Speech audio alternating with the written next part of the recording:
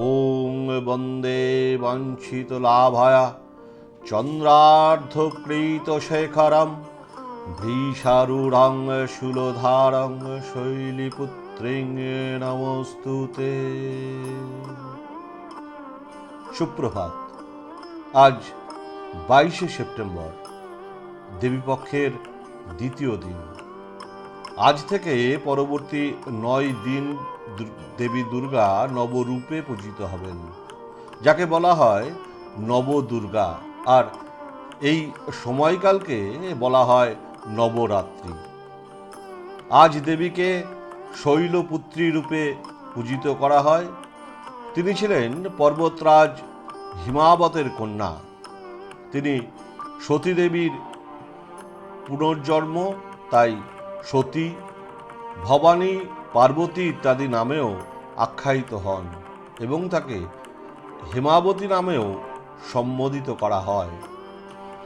দেবী শৈলপুত্রীর ডান হাতে ত্রিশূল, বাম হাতে পদ্মফুল এবং দেবীর কপালে অর্ধচন্দ্র বিরাজ করে।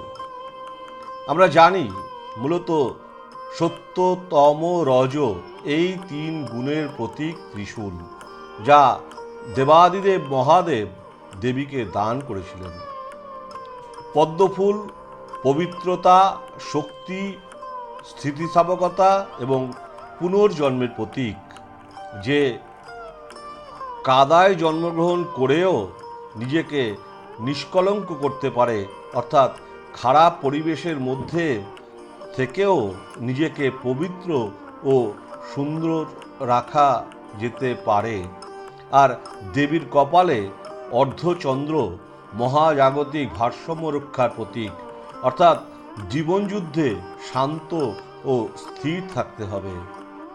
দেবী শৈলীপুত্রী মূলাধার চক্রের দেবী হিসাবেও পূজিত হন।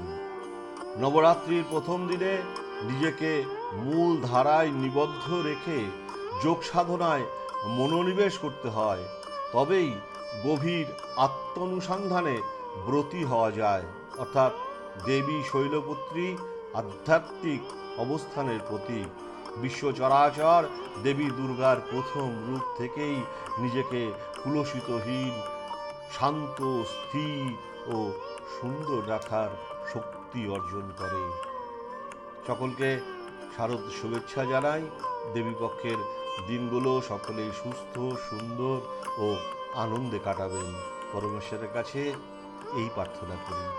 নমস্কার।